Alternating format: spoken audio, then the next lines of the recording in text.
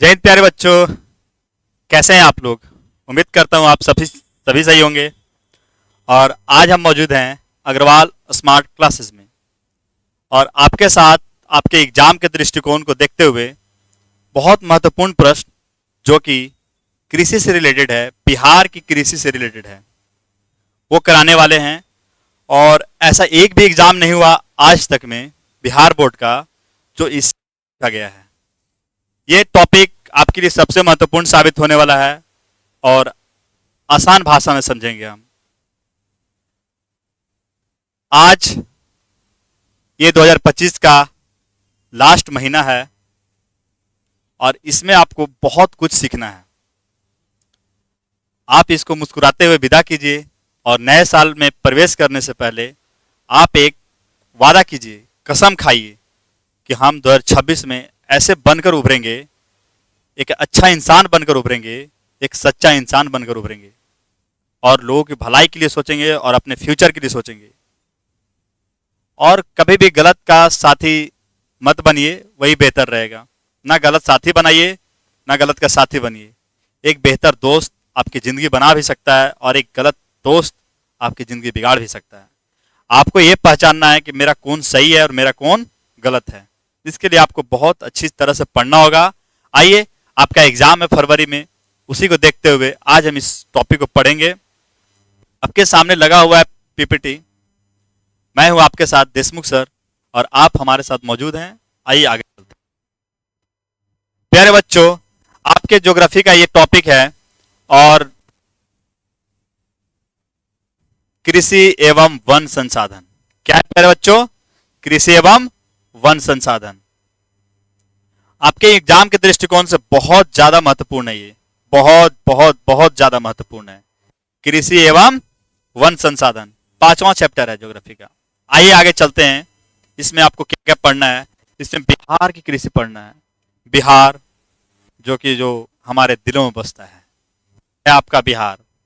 आपको अगर इस एग्जाम में अच्छे नंबर लाने हैं तो आपको नक्शा बनाना चाहिए। पहला है भारत का नक्शा और दूसरा है बिहार का नक्शा। ये दो नक्शा आपके एकदम हाथ में एकदम छपे रहना चाहिए। पकड़े और पूरा नक्शा उतार दें, पूरा का पूरा नंबर मिलेगा सिर्फ नक्शा बनाने से। आप नक्शा बनाइए और उसमें ऐसे ऐसे एक दो जगह जो इंपॉर्टेंट है उसको दर्शा दीजिएगा, आपको नंबर मिल जाएगा। चलिए जानते हैं। यह बिहार है। इसके महत्वपूर्ण जिले के बारे में हम लोग पहले जान लेते हैं जो सीमावर्तीय हैं। जैसे कि है, उत्तर में है पश्चिम चंपारण, पूर्वी चंपारण, सीतामढ़ी, मधुबनी। क्या है? पश्चिम चंपारण, पूर्वी चंपारण, सीतामढ़ी, मधुबनी, सुपौल, किशन। इसको एक ट्रिक से याद हम लोग करते थे कि पश्चिम चंपारण और पूर्वी चंपारण तो माइंड में है ही, इसको ऐसे याद कर सकते हैं सीता मधुपी सुपी और अरी रही किशन से मिलने के लिए। क्या है बच्चों? सीता मधुपी, सीता मधुपी, मधु पी और सूप भी पी और सूप भी पी और अरी रही और अरी रही किशन से मिलने के लिए। किससे मिलने के लिए बाबू? किशन से मिलने के लिए। पश्चिम चंपारण, पूर्वी चंपारण, सीतामढ़ी, सीता से हो जाएगा सीतामढ़ी, उसके बाद मधु से मधुबनी, मधु से मधुबनी, सूप से सुपौल, सूप से सुपौल, तनगंज। ये आपका उत्तर भारत का एक छोटा सा ट्रिक था जो जिला का नाम याद करना था। सीता मधुपी, सुपी और अरी रही किशन से मिलने के लिए। आगे हम लोग जानते हैं इसमें, ये देखिए कृषि, बिना खेती के तो जीवन ही संभव नहीं है। बिना खाना के आपका जीवन संभव है? जवाब है नहीं है। तो खेती के बारे में पढ़ना तो जरूरी है ना भाई। जिसको हम खाते हैं, जिसको अपनी दिनचर्या में शामिल करते हैं, अगर उसके बारे में नहीं जाने तो ये तो अन्याय है। ठीक है, एक नॉलेज के हिसाब से भी इसको पढ़ना है और एग्जाम के दृष्टिकोण से भी पढ़ना है। तो आगे हम लोग चलते हैं। इसमें है, दिया हुआ है आपके किताब में जिसका एक शानदार नोट्स बनाया हुआ है जो आपके सामने है, और वो ये है, बिहार एक राज्य है। क्या है बाबू? बिहार एक कृषि प्रधान राज्य है जहां की 80% आबादी कृषि पर निर्भर है। बिहार एक कृषि प्रधान राज्य है और जहां की 80% आबादी किस पर निर्भर है? कृषि पर निर्भर है। राज्य के कुल भौगोलिक क्षेत्रफल का 59.37% भाग कृषि क्षेत्र के अंतर्गत आता है भाई। जितना कुल भौगोलिक क्षेत्रफल है ना, उसका 59.37% कृषि क्षेत्र पर निर्भर है। बिहार एक कैसा राज्य है? कृषि प्रधान राज्य है। बिहार में फैक्ट्री तो मिलेगा नहीं, फैक्ट्री का तो दूर दराज तक नामो निशान नहीं है बिहार में, इक्का दुक्का नहीं पड़ते हैं। तो बिहार एक कृषि प्रधान राज्य है। किसी भी घर में अगर गांव में जाएंगे तो वहां देखेंगे कि उसके पूरे फैमिली खेती करने में लगी हुई है। तो इसी तरह हम कह सकते हैं बिहार एक कृषि प्रधान राज्य है जहां की 80% आबादी किस पर निर्भर है? कृषि पर निर्भर है। और ये देखिए, बिहार का उदय ही होता है खेतों से। बिहार एक ऐसा राज्य जिसका इतिहास पूरे भारत में सबसे अनोखा है, सबसे अनोखा इतिहास है। लेकिन आज बिहार एक गाली बन चुका है। उन विषयों पर हम बाद में बात करेंगे। पहले हम जानते हैं कि देखिए, उगते हुए सूरज, हम लोग जानते हैं कि उगते हुए सूरज की आराधना छठ महापर्व के लिए की जाती है, जो कि आगे आपको महापर्व में भी पढ़ना है, इसी टॉपिक में पढ़ना है, छठ महापर्व के बारे में। तो चलिए आगे चलते हैं। आगे आपका है बिहार की प्रमुख फसलें। मौसम के आधार पर बिहार की प्रमुख फसलें, बिहार में कौन सी फसलें की जाती है मौसम के आधार पर, उसके बारे में हम लोग जानेंगे। तो बिहार में मुख्य प्रकार से 4 प्रकार की फसलें लगाई जाती हैं। बिहार में मुख्य प्रकार से कितने प्रकार की फसलें लगाई जाती हैं बाबू? 4 प्रकार की। जिसमें पहला है भदई, ऑटोम। क्या है? ऑटोम। पहला क्या है? भदई। जिसमें पहला क्या है बच्चों? भदई। भदई जो कि मई जून में बुआई और अगस्त सितंबर में कटाई हो जाती है इसकी। भदई, गांव में इसको भादो का बोला जाता है कि भादो चढ़ गया है, नहीं कहता है। जैसे मगध वाला इलाकों में जाएंगे आप लोग तो वहां पे ऐसे कहते हैं, भादो आ गई रे, अब एक में बुआई कटाई सब करवाही, धान उन लगाई भी, ऐसे कहता है गांव में। ठीक है। तो मई जून में बुआई और अगस्त सितंबर में कटाई होती है। उदाहरण के रूप में हम लोग देखते हैं धान की फसल, मकई, जूट, सब्जी। भादों में क्या क्या बुआई किया जाता है बाबू? देखो, सभी गांव से हो, ये एग्जाम में आपके पूछ देगा, इसलिए आप लोग को याद रखना है। भादों में क्या क्या होता है? धान, बाजरा, जूट, मकई, सब्जी। धान, बाजरा, जूट, मकई, सब्जी, ये भादों में उगाया जाता है। मई जून में इसकी बुआई होती है और अगस्त सितंबर में काट ली जाती है। इसको बोलते हैं भदई फसल। कौन सा फसल? देखिए, भादों में आपका देखो प्यारा सा मकई है, इसी मकई का खेती होता है भादों में। इसमें भादों में मकई की खेती होती है। और देखते हैं किसकी खेती है? बाजरा की होती है, ज्वार की होती है, और ये धान की होती है। ये धान की लहलहाती फसल, वाह, धान की लहलहाती फसल ये भी भादों में ही होती है, भादों में ही होती है। ज्वार के बारे में हम लोग जाने, बाजरा के बारे में जाने, ये सब भादों में होता है। कब होता है? भादों में होता है। और सब्जी भी भादों होता है, जिसको भदई सब्जी कहा जाता है। जिसमें लौकी हो गया, भिंडी हो गया, गाजर हो गया, मूली हो गया, ये सब भादों की सब्जियां हैं, भादों में अधिक उपजाई जाती हैं। ठीक है। करेला हो गया, बैगन हो गया, सब आपके सामने यहाँ भादई सब्जी यहाँ पे लगाया हुआ है। इसको देख के आप माइंड मैप बना लीजिएगा।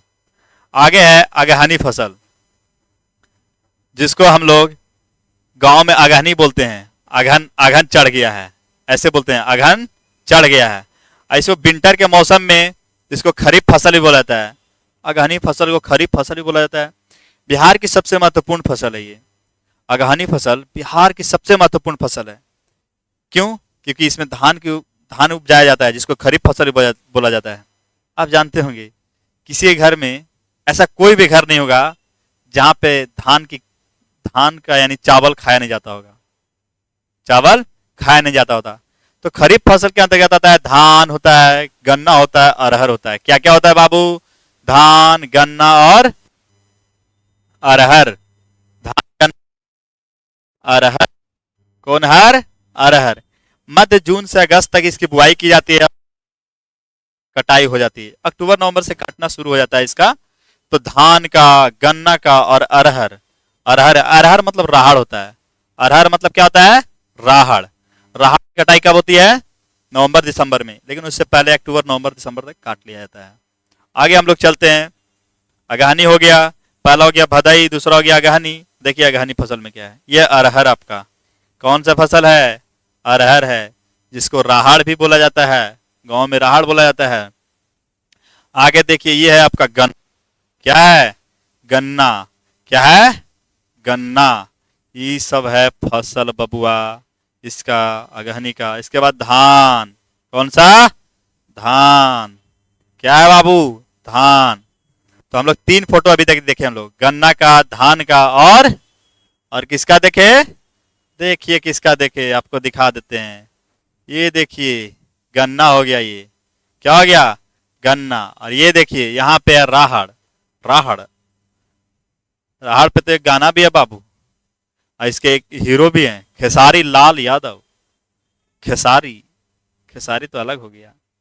और रबी फसल, जिसको स्प्रिंग भी बोला जाता है, रबी में होता है। अक्टूबर नवंबर में बुआई की जाती है और अप्रैल में कटाई हो जाती है। मई में काट लिया जाता है, अक्टूबर नवंबर में इसकी बुआई होती है। अभी रबी फसलों की बुआई स्टार्ट हो चुका है, हो भी गया। गेहूं का फसल इसमें सबसे महत्वपूर्ण आता है, पहला है गेहूं का फसल। रबी फसल में पहला है गेहूं का फसल, फिर है जौ, दलहन और तिलहन। जौ, दलहन और तिलहन, ये सब रबी फसलें हैं। क्या है? रबी फसलें। अब इसका फोटो वोटो थोड़ा देख लेते हैं। देखिए रबी की फसल है ये, यही है रबी की फसल। रबी फसल में क्या क्या आता है बाबू? गेहूं आता है। क्या आता है? गेहूं आता है। उसके बाद चना आता है। क्या आता है? चना आता है। अभी चना का सब खा रहे हो कि नहीं? साग जरूर खाना। जौ आता है, सरसों। तो रबी की फसल में कौन कौन? पहला गेहूं, चना, मटर, उसके बाद तो गेहूं, चना, जौ, मटर, सरसों, ये सब रबी की फसलें हैं। क्या है? रबी की फसलें हैं। उसके बाद हम लोग जानते हैं गर्मा फसल। क्या जानते हैं? गर्मा फसल, जिसको समर फसल भी बोला जाता है। गर्मा फसल क्या होता है? गर्मा फसल गर्मी के मौसम में सिंचाई वाले क्षेत्र में किया जाता है। इस फसल को सिंचाई वाले क्षेत्र में जो होता है उसको गर्मा फसल बोलते हैं, जो गर्मी के क्षेत्र में होता है। उदाहरण में गर्मा धान, ग्रीष्मकालीन सब्जियां। एक होता है गर्मी का सब्जी अलग होता है और गर्मा धान अलग होता है, वो गर्मी के मौसम में ही किया जाता है। तो देखते हैं कौन कौन सी सब्जी आ जाएंगी इसमें। ये देखिए ये है आपका गर्मा फसल। कौन सा फसल? गर्मा फसल। भिंडी है, इधर टमाटर है, लौकी है, मिर्च है। आगे देखते हैं साग है, करेला है। ये सब धनिया वनिया सब गर्मा फसल के अंतर्गत आते हैं। आगे हम लोग जानते हैं मुख्य खाद्यान्न फसल के बारे में। इसके बारे में मुख्य खाद्यान्न फसल, खाद्यान्न फसल, जिसको हम लोग रोज खाने वाले उपयोग में लाते हैं। तो ये खाद्यान्न फसल है। कौन कौन है? पहला है धान, जिसको अंग्रेजी में बोला जाता है पैडी। पैडी, धान। मुख्य खाद्यान्न फसल में फूड क्रॉप्स में आते हैं। पहला है धान। धान देख रहे हो बाबू?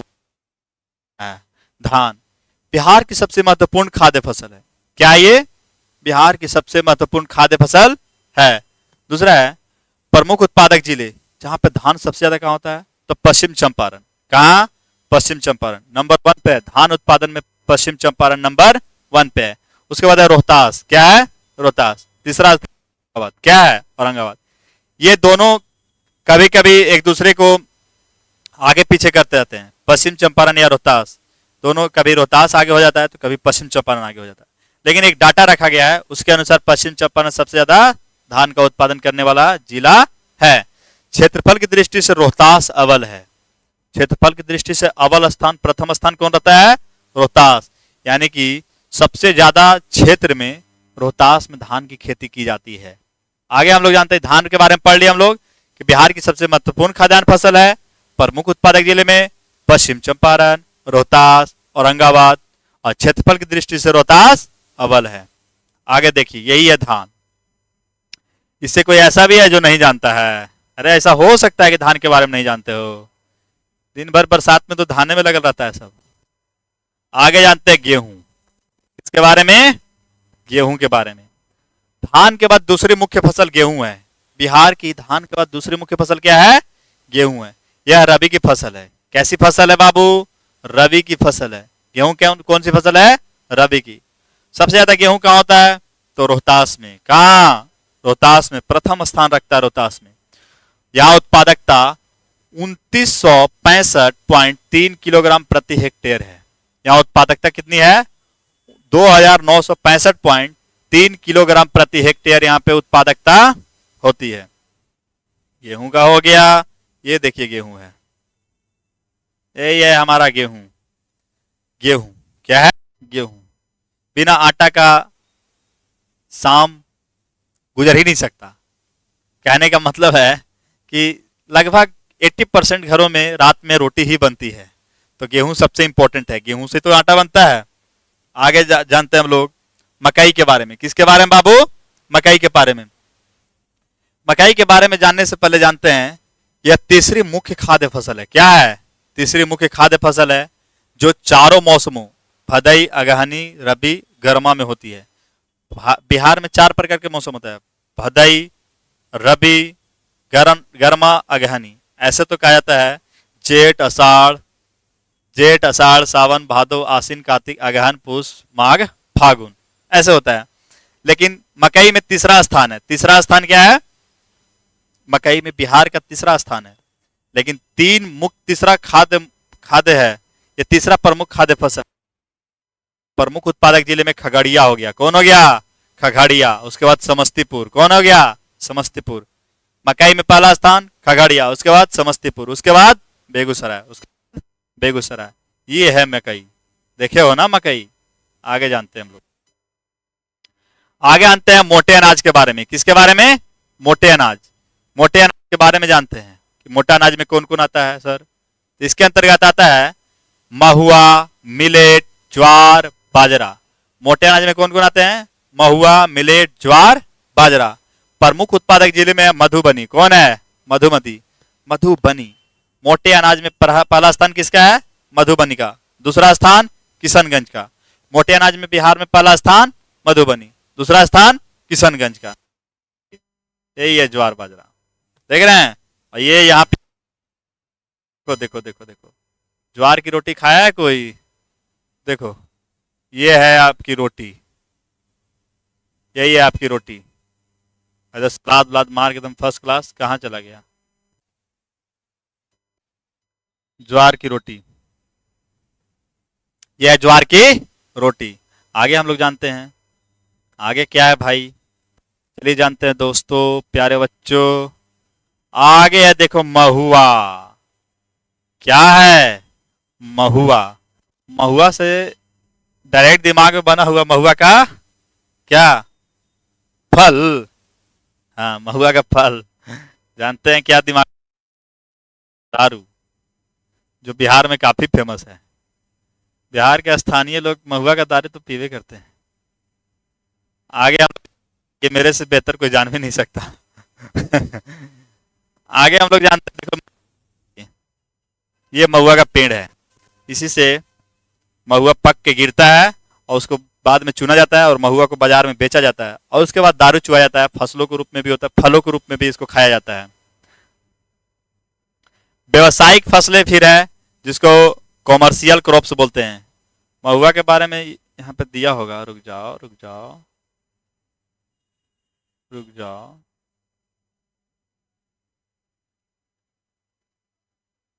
कहाँ गया? डायरेक्ट ज्वार के बाद महुआ दे दिया है। एडिटर है। चलिए आगे बारे जानते हैं व्यवसायिक एवं अन्य फसलें, कॉमर्शियल क्रॉप्स। क्या जानते हैं? Commercial crops. इसमें आता है गन्ना।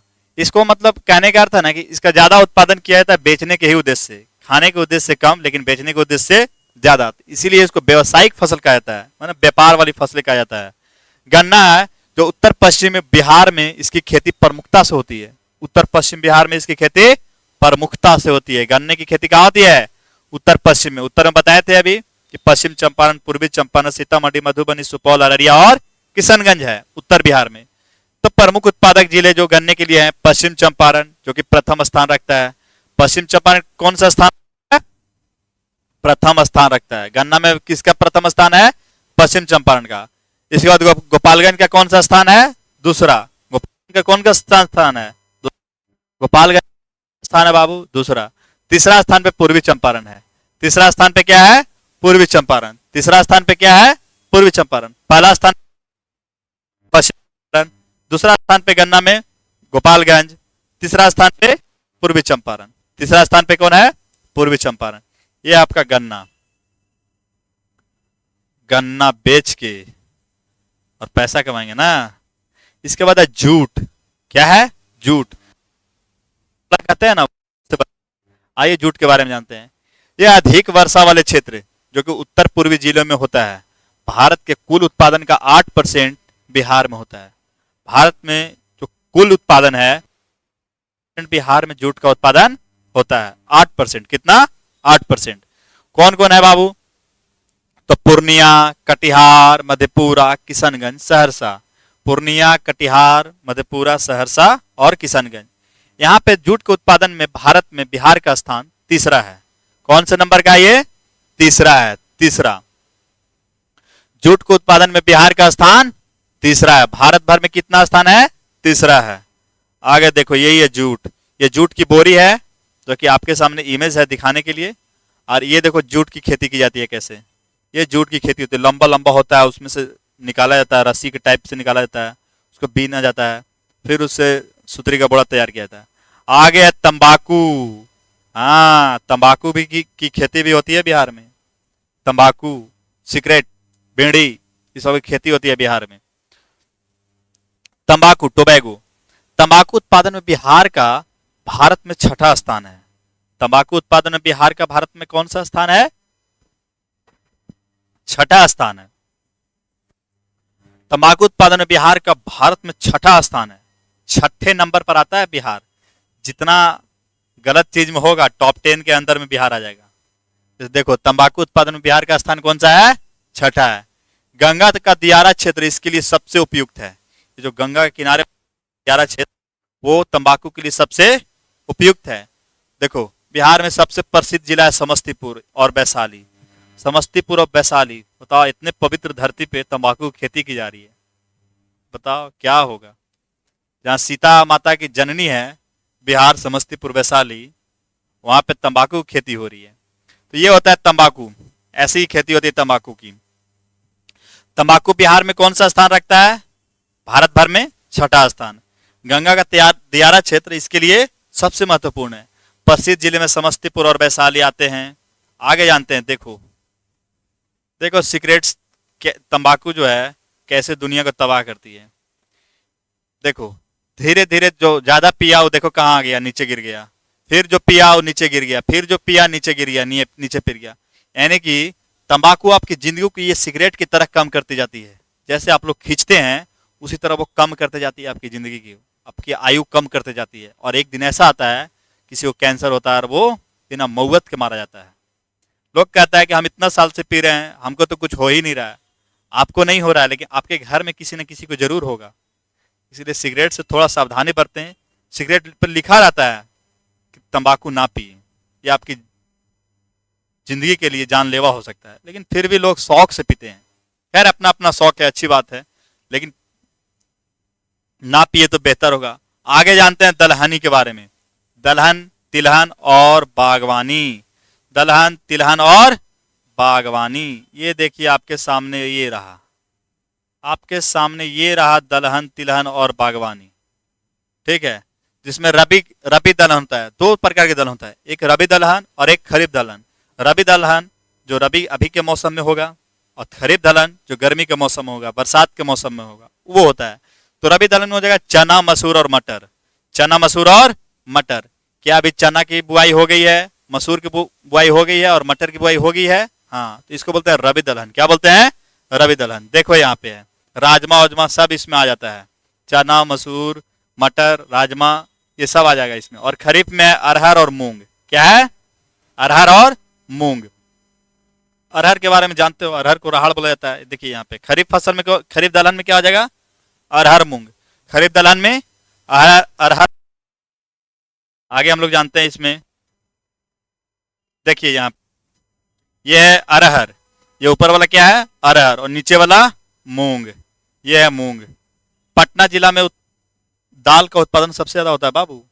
पटना में खरीफ जो दलहन होता है, जैसे अरहर मूंग हो गया, ये सब का उत्पादन पटना जिला में खास कर नंबर 1 पर आता है। दाल में दलहनी में बोलेगा कि बिहार में कौन सा स्थान प्रथम रखता है, तो पटना। कौन? पटना। यहाँ पे दिया हुआ है पटना जिला उत्पादन में सबसे आगे है।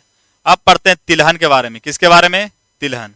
तिलहन में आ जाता है राई, तीसी, सरसों, सूरजमुखी इत्यादि। क्या कहते हैं? तिलहन। पश्चिम चंपारण तिलहन में सबसे अग्रणी जिला है।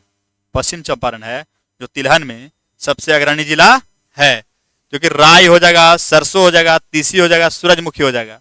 तिलहन में कौन कौन हो जाएगा? राई, तीसी और सूरजमुखी। पश्चिम चंपारण तिलहन उत्पादन में अग्रणी है। अग्रणी मतलब प्रथम स्थान है, सबसे आगे है। आगे लोग देखते हैं, ये देखिए आपके सामने ये रहा सरसों। क्या रहा बच्चों? सरसों, जो कि क्या है? तिलहन है। ये सूरजमुखी है, सूरजमुखी का तेल। अगर अमीरी दिखाना चाहते हैं तो सूरजमुखी का तेल रखिए घर में, सूरजमुखी का तेल रखिए। अमीरी सिर्फ रखने के लिए रखिए, यूज कम कीजिए लेकिन रखने के लिए रखिए। दिखाइए अगला को ताकि वो भी यूज करे देख देख के, क्योंकि पूरा दुनिया तो देखा है इसकी भी मर रही है। आगे है फल एवं सब्जियां। क्या है? फल एवं सब्जियां। ये आपके सामने रहा फल एवं सब्जियां, जो कि आगे बढ़ते हैं हम लोग। फल एवं सब्जियां में कौन हो जाएगा भाई? तो देखो आलू पटना और नालंदा में सबसे अग्रणी है। आलू सबसे ज्यादा कहां होता है? पटना और नालंदा में। आलू सबसे ज्यादा कहां होता है? पटना और नालंदा में। प्याज सबसे ज्यादा पटना और नालंदा मुख्य केंद्र है। प्याज भी पटना और नालंदा में सबसे ज्यादा होता है। आलू भी पटना और नालंदा में सबसे ज्यादा होता है। उसके बाद लीची, मुजफ्फरपुर का लीची तो विश्व प्रसिद्ध है, तो पूरा दुनिया से दुनिया भर में हर जगह जाता है लीची। यहाँ मुजफ्फरपुर से शाही लीची फेमस है। यहाँ वैशाली विश्व प्रसिद्ध है। लीची में मुजफ्फरपुर और वैशाली विश्व प्रसिद्ध है। आगे हम लोग चलते हैं। आगे आपके सामने ये देखा आ गई बा लीची। बिहार के सबसे फेमस बाड़े लीची, ये है लीची। लीची देख रहे हैं ना, इसको गाछ बोलते हैं। जो लीची होता है इसको गाछ बोलते हैं। बहुत बड़ा बड़ा पेड़ होता है और उसको लोग गाछ बोलते हैं। आगे मखाना। मखाना मधुबनी और दरभंगा जिला प्रसिद्ध है। मखाना को जरूर याद रखिएगा, मखाना आपके लिए VVI है, वेरी वेरी इंपॉर्टेंट। क्या है? VVI है। मखाना मधुबनी और दरभंगा विश्व प्रसिद्ध है। मखाना में कौन प्रसिद्ध है? मधुबनी और दरभंगा जिला प्रसिद्ध है मखाना उत्पादन में। मखाना सबसे ज्यादा बिहार में होता है और अच्छे क्वालिटी का होता है। ये मखाना होता है, इसको खीर में डाल के खाइए, बहुत स्वाद आएगा इससे। आगे केला। हाजीपुर का केला आप जानते ही हैं कि प्रसिद्ध है। तो केला वैशाली, खगड़िया और नवगछिया क्षेत्र में ज्यादा होता है। केला कहाँ होता है बिहार में? वैशाली, खगड़िया और नवगछिया क्षेत्र में ज्यादा केला होता है। ये देखिए केले की खेती हो रही है यहाँ पे। केला कहाँ कहाँ होता है? खगड़िया, वैशाली और नवगछिया क्षेत्र में ज्यादा होता है। अब हम लोग जानेंगे कृषि के मुख्य समस्याएं। क्या जानेंगे? कृषि की मुख्य समस्याएं। बिहार की कृषि कई चुनौतियों से ग्रस्त है। बिहार में कृषि का सबसे मुख्य कारण जानते हैं क्या है? यहाँ के लोग।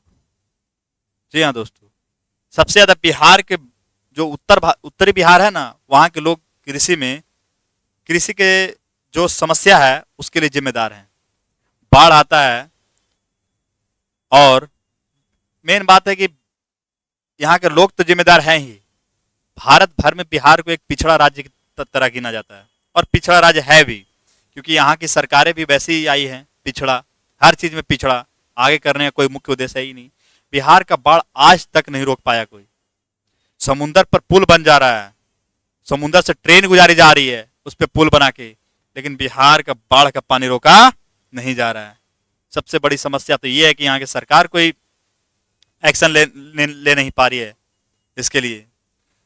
बिहार की बाढ़ की समस्याओं में सबसे प्रमुख है यहाँ के अधिकारी और यहाँ के लोग और यहाँ की मीडिया। याद होगा कुछ टाइम पहले पंजाब में बाढ़ आया था, पूरे देश की मीडिया उसको दिखाई थी। पूरे देश में जहां भी पंजाबी रहते हैं, पंजाब के लोगों को सहायता देने के लिए वहां पहुंच गए थे। और ये पहली बार हुआ ऐसा, पंजाब में आया, पूरे देश की मीडिया वहां पे दिखाई, पूरे देश की सरकारें, पूरे देश के लोग उसको सपोर्ट किए। अब बिहार में हर साल बाढ़ आता है, हर एक साल बाढ़ आता है। ऐसा कोई भी साल नहीं है जब बिहार में बाढ़ नहीं आया हो। अब पूरा का पूरा गांव, पूरा का पूरा स्कूल डूब जाता है। लेकिन सरकारें क्या करती हैं? अनाज देती हैं, ऊपर से हेलीकॉप्टर से नीतीश जी आते हैं, हमारे माननीय मुख्यमंत्री श्री नीतीश कुमार जी आते हैं, नीचे अनाज गिराते हैं, खाते हैं, हो गया। हर साल ऐसे ही होता है, आदत बन चुकी है सबकी। अब इसके खिलाफ सबको एकजुट होकर बिहारियों और इसके खिलाफ आवाज उठानी चाहिए, ताकि केंद्र सरकार इसके लिए कुछ काम कर सके। बिहार सरकार के हाथ में अब नहीं रहा, बिहार सरकार के हाथ में तो मुख्यमंत्री जी नहीं रहे, तो छोड़ो। आगे देखिए, यहाँ पे आपको बिहार का नक्शा दिख रहा है, इसकी क्या क्या समस्याएं हैं उसके अब जानेंगे। देखो, पहला मिट्टी कटाव एवं गुणवत्ता का ह्रास। गुणवत्ता मतलब कमी होते जा रही है। मिट्टी कटाव में भारी वर्षा, बाढ़ और रासायनिक खादों का अधिक प्रयोग इसका पहला कारण है। भारी वर्षा, बाढ़ और रासायनिक खादों का अधिक प्रयोग। दूसरा है घाटिया बीजों का उपयोग। उच्च कोटि के बीजों की कमी से पैदावार कम हो जाता है। पहला क्या है? मिट्टी कटाव एवं गुणवत्ता का ह्रास। दूसरा क्या है? घटिया बीजों का उपयोग। तीसरा क्या है? खेतों का छोटा आकार। क्या है बाबू? खेतों का छोटा आकार। छोटे खेतों के कारण वैज्ञानिक तरीके से खेती करना संभव नहीं हो पाते हैं। किसानों में रूढ़िवादिता, नई तकनीकों के बजाय भाग्य और पुराने तरीकों पर रखते हैं। बिहार में कुछ होगा ना तो भाग्य को दोषी देता है। बिहार का जो लोग है वो भाग्य को दोषी देता है कि हमारा भाग्य ऐसा था, उसके काम करने के बजाय भर ऐसे ही चलते रहते हैं वो लोग। महत्वपूर्ण तथ्य में है बिहार का भौगोलिक क्षेत्र 93 लाख हेक्टेयर है, जिसमें से 64 लाख हेक्टेयर बाढ़ग्रस्त है। देख रहे हो? 93 लाख हेक्टेयर कृषि क्षेत्र होता है यहाँ पे, आज इसमें से बाढ़ से 64 लाख हेक्टेयर ग्रसित है। 64 लाख हेक्टेयर पे बाढ़ आया रहता है, फिर भी इसके लिए कोई कुछ नहीं कर रहा है। राज्य का 9.41 लाख हेक्टेयर भूमि जल जमाव से ग्रसित है। बिहार का 9.41 लाख भूमि जो है वो जल जमाव से ग्रसित है, जल जमाव से पीड़ित है। बिहार देश का तीसरा सबसे बड़ा सब्जी उत्पादक राज्य है। नालंदा में सबसे ज्यादा सब्जी होता है और पटना में, तो बिहार देश का तीसरा सबसे बड़ा सब्जी उत्पादक राज्य है। बिहार देश का सबसे बड़ा अमरूद एवं लीची उत्पादक राज्य है। देख रहे हो? बिहार में सब ये होता है, अमरूद होता है। बिहार में जल संसाधन एवं सिंचाई की क्या व्यवस्था है? तो बिहार में जल के विशाल भंडार हैं, जिसका 95% से अधिक उपयोग सिंचाई के लिए किया जाता है। यहाँ सिंचाई के मुख्य साधन नहर, कुआं, नलकूप, तालाब, आहर और पाइन है। आहर और पाइन है, नलकूप, तालाब, आहर और पाइन है। सिंचाई के प्रमुख साधनों में पहला है नहर। क्या है? नहर। यही है हमारे बिहार का नहर, ये हमारे बिहार का है नहर। आधी खेती तो नहरों से ही, नहरों के कारण ही चल रही है बिहार की। अगर नहर, बिहार की पूरी कृषि मेरे अनुसार ठप हो जाएगी। नहर, कैनाल, आप जानते हैं नहर बिहार में सिंचाई का सबसे प्रमुख साधन है, जिनमें से कुल सिंचित भूमि का 40.63% भाग सींचा जाता है। देख रहे हो? 100 में से 50% लगभग नहरों से सिंचाई होता है। आजादी के पूर्व की नहरों के बारे में जानते हैं? जब हमारा देश आजाद नहीं हुआ था उससे पहले के नहर क्या थे? सोन नहर का निर्माण होता 1874 में। कब हुआ था? 1874 में। सोन नहर का निर्माण कब हुआ था बाबू? 1874 में। यह बिहार की पहली आधुनिक सिंचाई परियोजना है जो डेहरी पर निर्मित है। डेहरी में सोन नहर का निर्माण किया गया था 1874 में। बिहार की पहली आधुनिक परियोजना है। इससे भोजपुर, रोहतास, गया और पटना जैसे सूखाग्रस्त क्षेत्रों की सिंचाई होती है। साउथ बिहार पूरा सोन नहर पे ही टिका हुआ है। भोजपुर, रोहतास, गया और पटना जैसे सूखाग्रस्त क्षेत्रों की सिंचाई होती है। फिर आ गया त्रिवेणी नहर। क्या है बाबू? त्रिवेणी नहर। त्रिवेणी नहर की स्थापना होती है, त्रिवेणी नहर बनाया जाता है 1903 में। कब बनाया जाता है? 1903 में। यह गंडक नदी से निकलती है और पश्चिम चंपारण में सिंचाई करती है। त्रिवेणी नहर गंडक नदी से निकलती है और पश्चिम चंपारण में सिंचाई करती है। अगला अन्य सारण में सारण नहर, ढाका नहर, ये सब है। तो हमने अभी 4-5 नहरों के बारे में जाना जो आजादी के पूर्व बनी थी, जो है सोन नहर 1874 में बनी, त्रिवेणी नहर 1903 में बनी, और अन्य में सारण नहर और ढाका नहर। आगे जानते हैं आजादी के बाद की नहरें। क्या जानते हैं प्यारे बच्चों, आजादी के बाद की नहरें? आजादी के बाद कोसी नहर का निर्माण किया गया। हनुमान नगर के पास बांध बनाकर पूर्वी और पश्चिम कोसी नहरें निकाली गई हैं। इसकी शाखाएं पूर्णिया, सहरसा, मधेपुरा और दरभंगा में सिंचाई करती हैं। कोसी नहर हनुमान नगर के पास बांध बनाकर पूर्वी पश्चिम कोसी नहर में निकाली गई है। कोसी नहर कहाँ निकाली गई है? हनुमान नगर के पास बांध बनाकर पश्चिम कोसी नहरें निकाली गई हैं। इसकी शाखाएं पूर्णिया, सहरसा, मधेपुरा और दरभंगा में सिंचाई करती हैं। आगे हम लोग जानते हैं गंडक नहर। वाल्मीकि नगर के पास बांध बनाकर तिरहुत और सारण नहरें निकाली गई हैं। गंडक नहर के क्या है बाबू? तो वाल्मीकि नगर के पास, किसके पास? वाल्मीकि नगर के पास बांध बनाकर तिरहुत और सारण नहरें निकाली गई हैं। आगे सिंचाई के साधन में है नलकूप। पहला नहर देख लिए हम लोग, आगे देखते हैं नलकूप, ट्यूबवेल। क्या है? ट्यूबवेल। सिंचाई का दूसरा प्रमुख साधन है नलकूप। सिंचाई का दूसरा प्रमुख साधन है जिससे कुल सिंचित भूमि का 38.77% भाग सिंचा जाता है। नलकूप सिंचाई का दूसरा प्रमुख साधन है जिससे कुल सिंचित भूमि का 38.77% भाग सिंचा जाता है। प्रमुख जिले में है समस्तीपुर, सीतामढ़ी। इधर नलकूपों का ज्यादा प्रयोग होता है, नलकूपों से खेती की जाती है। आगे कुआं, ये कुआं है, तालाब है, नलकूप है, कुआं है। आगे देखते हैं कुआं के बारे में। कुआं है जो प्राचीन साधन है। क्या है?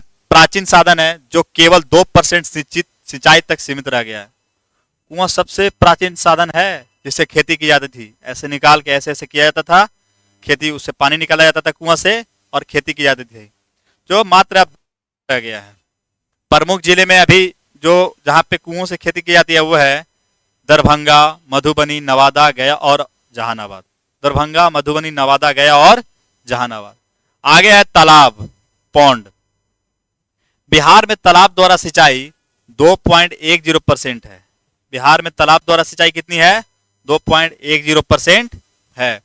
मधुबनी जिला तालाब सिंचाई में प्रथम स्थान पर है।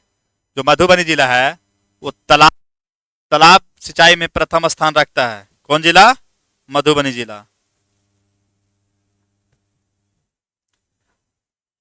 यहाँ तालाबों में मछली पालन, मखाने की भी खेती की जाती है बाबू। मधुबनी जिला जो है तालाब सिंचाई में प्रथम स्थान रखता है। तालाबों में मछली पालन किया जाता है अब, और मखाने की भी खेती की जाती है। अभी सबसे अगर महंगा कुछ है तो मखाने की खेती करना। मखाने की खेती करो, पैसा ही, लेकिन उसमें मेहनत बहुत ज्यादा है। जो किसान करते हैं उनको बहुत मेहनत करनी पड़ती है। अगला अन्य साधन है जो बिहार की कृषि में सहायता करता है वो है पाइन और अहरा, जिसको हम लोग गाँव अहर है जो कि गाँव में बोलते हैं अहरा। ये हमेशा साउथ बिहार में ही देखने को मिलेगा। जैसे रोहतास, गया, जहानाबाद और पटना में प्रमुखता होता है। पाइन और अहरा का उपयोग कम पानी वाले क्षेत्रों में जैसे रोहतास, गया, जहानाबाद और पटना में प्रमुखता से होता है। ये अहरा ऐसे होता है कि मान लो उस एरिया से नहर गुजरा हुआ है और नहर से कुछ पानी भाव बनाकर उसके माध्यम से गुजारा जाता है।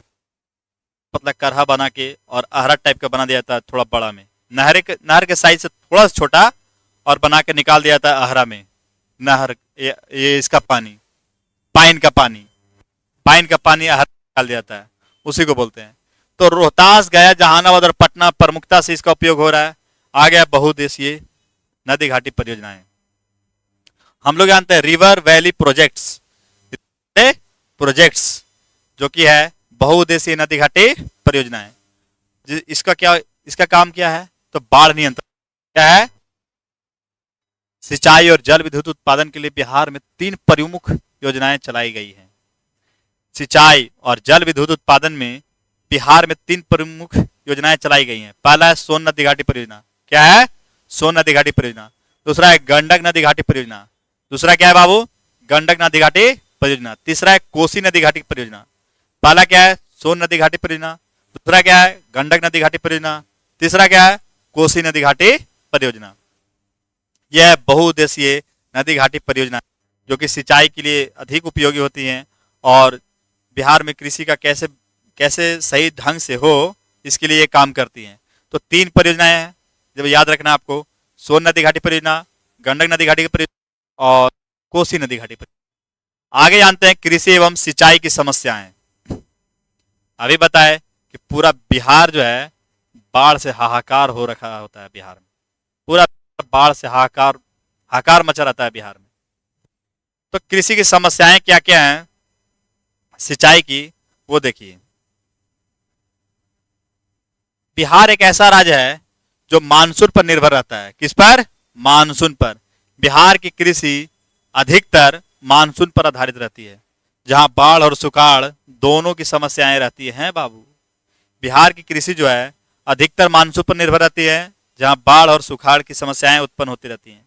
उत्तर बिहार बाढ़ से है और दक्षिण बिहार सुखाड़ से ग्रसित रहता है। दूसरा है पॉइंट डालना है आपको, कम सिंचाई क्षमता। कुल कृषि योग्य भूमि के मात्र 46% भाग पर सिंचाई की सुविधा उपलब्ध है। जो कुल कृषि योग्य भूमि है उसको जोड़ जाड़ के मात्र 46% भाग पर सिंचाई की सुविधा उपलब्ध है, मात्र 46% भाग पर। ठीक है। अगला है बाढ़ की विभीषिका। क्या है बाबू? बाढ़ की विभीषिका। इसके बारे में हम लोग जानते हैं बिहार में 64 लाख हेक्टेयर भूमि बाढ़ग्रस्त है। अभी हमने बताया आपको पीछे कि बिहार में 64 लाख हेक्टेयर जो भूमि है बाढ़ से ग्रसित है। बिहार की नदियां जैसे मार्ग बदलने के कुख्यात हैं, जिससे भारी जान माल की क्षति होती है। कोसी को बिहार का शोक कहा जाता है, यानी कोसी नदी में जब बाढ़ आती है तो बिहार में मातम फैल जाता है। जहां तहां घरों में पानी घुस जाती है, पूरा उत्तर बिहार को एकदम बाढ़ से ग्रसित कर देती है। अगर 64 लाख हेक्टेयर भूमि जो है बाढ़ से ग्रसित है तो सरकारें क्या कर रही हैं? किस लिए सरकारें बनी हैं? जब आप आधे से ज्यादा जो कृषि भूमि है वो बाढ़ से ग्रसित है, उसको नियंत्रण नहीं कर पा रहे हैं आप। इसका हर क्षेत्र में बिना राजनीतिकरण किए हुए एक ही सवाल पूछना चाहिए कि उत्तर बिहार में बाढ़ की समस्या रोकने के लिए आप क्या कर रहे हैं? आप उसका एक खाका तैयार कीजिए और बताइए कब तक रुक जाएगा उत्तर बिहार का बाढ़, और उसके बाद उसको वोट दीजिए। लेकिन उनसे हर मीटिंग में, हर चीज में, हर मंच से एक ही सवाल पूछना चाहिए, उत्तर बिहार में बाढ़ की समस्या कब रुकेगी? आगे हम लोग जानते हैं कि पूंजी का अभाव और पशु की दयनीय दशा भी कृषि के विकास में बाधक है। भाई पूंजी का अभाव रहेगा ही। मेन बात है जिस प्रदेश की 64% यानी 64 लाख हेक्टेयर भूमि बाढ़ से ग्रसित हो, वहां पूंजी कैसे हो सकती है? असंभव, हो ही नहीं सकती है। आगे है कृषि कैलेंडर। अगला हेडिंग क्या है? कृषि कैलेंडर। मतलब कि किस मौसम में, किस महीने में कौन सी फसल होगी उसके बारे में जानते हैं। तो कृषि कैलेंडर, एग्रीकल्चरल कैलेंडर, यह है बिहार में कृषि गतिविधियां मानसून के साथ शुरू होती हैं। बिहार में किसके साथ शुरू होती है प्यारे बच्चों? मानसून के साथ शुरू होती है। मध्य जून भारी वर्षा के बाद खेतों में हल चलाना। जैसे जून का आधा गुजरेगा वैसे भारी वर्षा होगा और उसके बाद खेतों में हल चलाना शुरू हो जाएगा। दूसरा है जुलाई। जुलाई में क्या होता है? खरीफ की बुआई होती है। खरीफ की बुआई होती है। जैसे हाथिया चढ़ता है तो हाथिया में, गांव में कहा जाता है कि हाथिया में धान की बुआई करना नहीं चाहिए, लेकिन अब तो बुनने लगे हैं लोग। हाथिया चढ़ता है मतलब पूरा पानी भारी भरकम होता है और उसी में धान की बुआई होती है, यानी कि जुलाई में। कब होती है? जुलाई में। अगस्त में धान के पौधों का प्रतिरोपण, ट्रांसप्लांट किया जाता है। अगस्त सितंबर, अगस्त तक चढ़ते चढ़ते धान को रोपा जाने लगता है। जुलाई में तैयार होती है, उसको फिर कवार के और खेतों में रोपा जाता है। सितंबर में खरीफ फसल तैयार होना और रबी के लिए खेत, सितंबर तक खरीफ फसल तैयार हो जाता है बाबू। जैसे ही सितंबर महीना आता है खरीफ फसल तैयार होता है और उसकी कटाई करके और उसके बाद रबी फसल के लिए खेतों को तैयार किया जाता है और उसके बाद गेहूं बोन दिया जाता है। उसके बाद जनवरी में रबी फसल की निकोनी की जाती है। जनवरी माह में रबी फसल की निकोनी की जाती है। दूसरा मार्च अप्रैल में रबी की फसलों की कटाई की जाती है। ये था आपका, ये क्या था? कृषि कैलेंडर था। बिहार का कृषि कैलेंडर। मध्य जून भारी वर्षा के बाद खेतों में हल चलाना। दूसरा है जुलाई खरीफ की बुआई, अगस्त में धान के पौधों का प्रतिरोपण, सितंबर में खरीफ फसल तैयार होना और रबी के लिए खेत तैयार करना, जनवरी में रबी फसल की निकोनी, मार्च अप्रैल में रबी फसल की कटाई। अभी रबी फसल बुआ रहा है ना, तो मार्च अप्रैल में काट लिया जाएगा। अब है बिहार का सबसे बड़ा पर्व, जिसको बिहार का सबसे बड़ा पर्व छठ महापर्व, जिसमें उगते सूर्य की आराधना की जाती है, उगते सूर्य को पूजा जाता है। अब उसके बारे में, जो कि बिहार का पर्व है और बिहार की कृषि के बारे में जान रहे हैं, तो इसका जानना बेहद लाजमी है। छठ पर्व बिहार का प्रमुख आंचलिक पर्व है, जो वर्ष में 2 बार होता है प्यारे बच्चों। एक शारदीय और एक चैती छठ होता है, और एक होता है जो अभी के मौसम में होता है, ठंड के मौसम में होता है, जो गुजर गया। इसमें भगवान भास्कर यानी सूर्य की क्या दी जाती है? अर्घ्य दिया जाता है। तो छठ महापर्व के बारे में मुझे नहीं लगता किसी को बताना पड़ेगा, अगर आ जाएगा इसमें तो आप कॉपी भर दीजिएगा लिखने के लिए। आगे है, बिहार में जल के 2 प्रधान स्रोत हैं, एक है धरातलीय जल यानी नदियां, तालाब, और एक है भूमिगत जल यानी कुआं और नलकूप। जो भूमि से निकल आता है कुआं और नलकूप, और धरातलीय जल में हो जाएगा नदियां और तालाब। इसी के साथ आपका ये चैप्टर खत्म हो गया। इससे आपका एक भी सवाल नहीं छूटेगा, आप मेरे पे विश्वास कर सकते हैं। और ये रहा आपका पूरा चैप्टर खत्म हो गया। इस तरह का 5वां टॉपिक हो गया खत्म, जो कि बिहार के एग्जाम के दृष्टिकोण से काफी महत्वपूर्ण है। आने वाले साल की, या जब तक ये वीडियो अपलोड होगा साल आ चुका होगा, तो उसकी आपको अग्रिम बधाई, ढेरों सारी बधाई, न्यू ईयर की बहुत बहुत बधाई। आप बढ़िया से पढ़िए, आप अपने सपनों को सजाइए, और उस सपनों को पूरा करने के लिए दिन रात एक कर दीजिए। आपको आपकी गरीबी से एकमात्र साधन हटा सकता है, वो है पढ़ाई। बाबू, अगर मन लगा के नहीं पढ़ोगे तो आपको नए साल पुराने साल इससे कोई फर्क ही नहीं पड़ेगा। आपको जिंदगी भर वही करना पड़ेगा। नया साल आ रहा है, पुराना साल आ रहा है, ये तो बात की बात है, ये खुशी है कि नया साल आ रहा है, अच्छी बात है। नए एक साल हम लोग बिता दिए, एक साल जिंदगी का कम हो गया हम लोग का, अच्छी बात है। लेकिन नए साल में आपको सुबह उठ के पहला काम अपने मम्मी पापा का पैर छूना है। सुबह उठते उठते पहले उनका पैर छूना है, पैर छू के उनसे आशीर्वाद लेना है, और ये अपने आप से वादा करना है कि नए साल में हम एक बेहतर इंसान बनकर उभरेंगे। हम जिस चीज़ की तैयारी कर रहे हैं उसमें हम निपुण होंगे, अच्छे से तैयारी करेंगे, और अपने सपनों को सजाएंगे, अपने सपनों को पूरा करेंगे। अगर आपने हमारे YouTube चैनल को अभी तक सब्सक्राइब नहीं किया है तो कर दीजिए, लाइक और कमेंट कर दीजिए, और आगे आपको किस टॉपिक पर या किस विषय पर एक वीडियो चाहिए वो हम आपको करा देंगे। तब तक के लिए बने रहिए हमारे साथ। जय हिंद।